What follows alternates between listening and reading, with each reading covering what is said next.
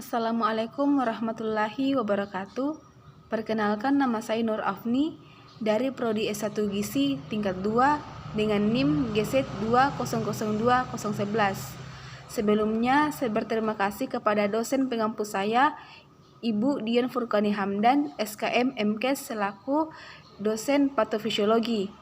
Di sini saya akan memenuhi tugas dari Ibu Dian Furqani Hamdan, yaitu tugas penyakit berat akibat gangguan dari sistem peredaran darah, kolesterol. Lanjut, pengertian kolesterol. Kolesterol merupakan suatu komponen tipe sterol lemak yang dapat ditemukan di kebanyakan jaringan tubuh.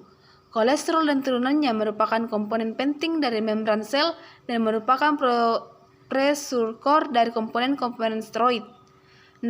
Namun, peningkatan salah satu jenis kolesterol yaitu low density lipoprotein dikatakan dengan naiknya risiko penyakit jantung koroner.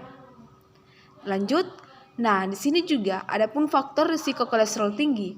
Beberapa faktor yang bisa meningkatkan kolesterol tinggi yaitu yang pertama, diet yang tidak sehat. Mengapa diet yang tidak sehat? Karena ketika kita mengkonsumsi lemak jenuh yang banyak ditemukan dalam produk hewani dan lemak trans yang ditemukan di beberapa kue kering, biskuit dapat meningkatkan kadar kolesterol. Yang kedua, obesitas.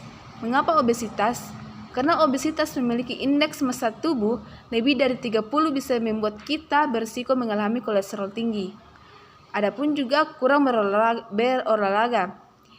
Jika kita kekurangan olahraga bisa membantu meningkatkan kolesterol dalam tubuh. Kemudian 4, merokok. Rokok bisa merusak dinding pembuluh darah sehingga membuatnya lebih rentan untuk menumpuk lemak. Merokok juga bisa menurunkan kadar HDL atau kolesterol baik kita. Kemudian usia, karena kimiawi tubuh berubah seiring bertambahnya usia, risiko mengalami kolesterol juga tinggi pun meningkat. Di sini juga diabetes. Mengapa diabetes? Karena kadar gula darah tinggi mempengaruhi pada kolesterol berbahaya yang lebih tinggi yang disebut dengan lipoprotein densitas sangat rendah (VLDL) dan menurunkan kolesterol HDL. Penyebab kolesterol tinggi. Jadi di sini penyebab kolesterol tinggi yaitu kolesterol dibawa oleh darah dan menempel pada protein. Kombinasi dari protein dan kolesterol disebut dengan lipoprotein. Kolesterol dibagi menjadi beberapa macam. Yang pertama, low density lipoprotein atau kolesterol jahat membawa kolesterol ke seluruh tubuh. LDL dapat menumpuk pada dinding arteri menyebabkan dinding arteri menjadi kaku dan sempit. Yang kedua, high density lipoprotein atau HDL.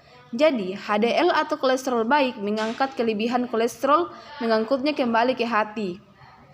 Faktor yang mampu dimodifikasi seperti gaya hidup sedentari, tidak aktif, obesitas, dan diet yang tidak sehat berkontribusi dalam meningkatkan LDL dan penurunan HDL. Faktor yang tidak dapat dikontrol juga berpengaruh ke ini, contohnya faktor-faktor genetik.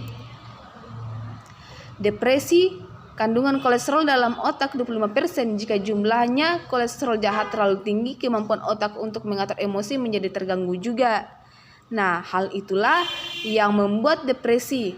Selain itu, risiko kehilangan memori dan penyakit Alzheimer pun dapat meningkat saat jumlah kolesterol jahat dalam tubuh terlalu tinggi, sedangkan jumlah kolesterol baik terlalu sedikit. Di sini juga ada gejala-gejala kolesterol tinggi, seperti benjolan di sekitar mata, berat badan bertambah. Kemudian di sini cara mencegah kolesterol tinggi. Jadi cara mencegah kolesterol tinggi yaitu yang pertama, menerapkan pola makan yang sehat. Batasi makanan yang mengandung kolesterol dan hindari konsumsi minuman beralkohol. Perbanyak makan sayur dan buah-buahan dan ikan. Kemudian menurunkan berat badan. Dengan menurunkan berat badan, kadar kolesterol total juga dapat menurun. Menghentikan kebiasaan merokok. Jadi merokok dapat menghentikan risiko penyakit jantung koroner dan mempercepat penumpukan plak dalam arteri. Berolahraga secara teratur. Berolahraga secara teratur, aktivitas fisik dapat memperbaiki kadar kolesterol dalam tubuh. Jadi usahakan juga olahraga selama 30-60 menit. Kemudian tiap hari bersepeda atau berenang.